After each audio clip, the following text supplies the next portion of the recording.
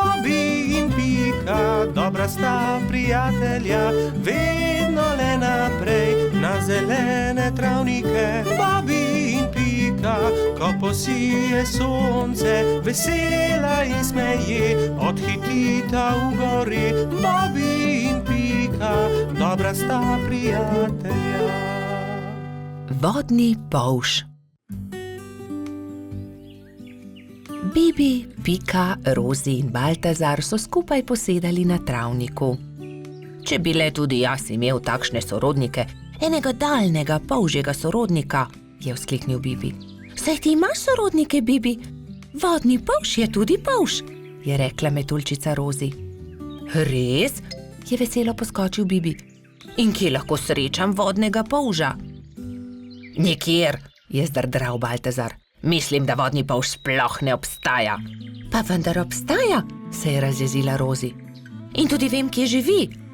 Tam, za smrekovim gozdom je okroglo jezero in na dnu njegova hiška. To je neumnost, je zdrdral Trot. Najbolje bo, da gremo vsi do obale okroglega jezera, je predlagala Pika. Pridite, vas bom jaz peljal, se je nepričakovano oglasil Jež Samo. Do večera bomo tam. Hurra! Je vzkliknil Bibi. Prinesel bom kisikove jeklenke, da se bomo lahko potopili na dno jezera. Nato so Bibi, Pika, Rozi in Baltazar skočili na ježjo kočijo in se odpeljali do okroglega jezera. Pozno zvečer je že bilo, ko so zagledali jezero. Pazite, kočija, je zakričal Trot, vendar je bilo takrat že prepozno. Mala kočija je že zdrsnila naravnost v jezero. Bibi, Pika, Baltazar in Rozi so začeli jokati. Ni problema, naspite se in jutri se boste potopili na dno jezera. Zagotovo boste zagledali kočijo, jih je tolažil Samo.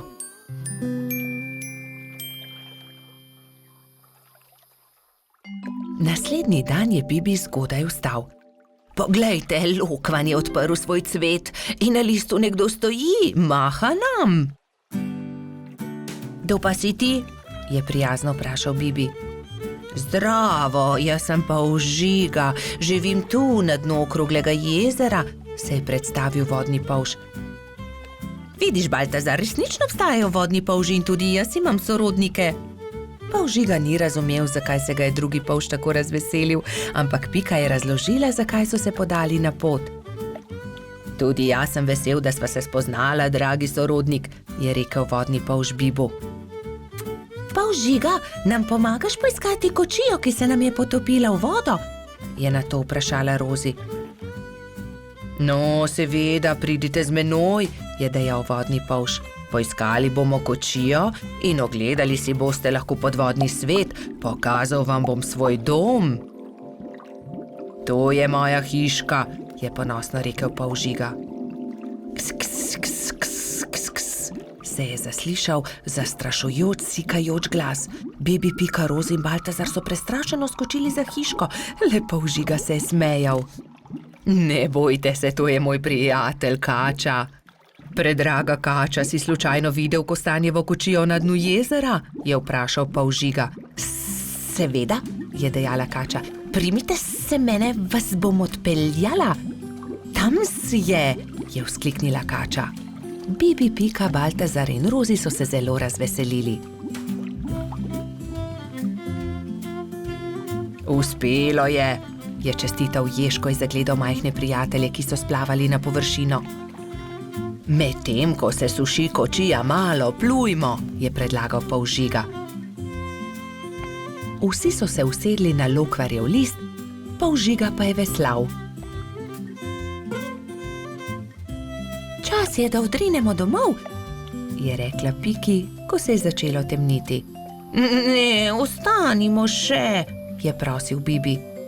Bomo prišli še kdaj drugič, je povedala Rozi. Bibi, Pika, Baltazar in Rozi so se poslovili od polža Žige. Na obali jezera jih je že čakal Jež Samo. Usedli so se v ježjo kočijo in odrinili proti domu. Naslednji dan sta Bibi in Pika narisala lepo sliko o daljnih sorodnikih. Na sliki so bili Pika, Kati in Bibi s polžem Žigo.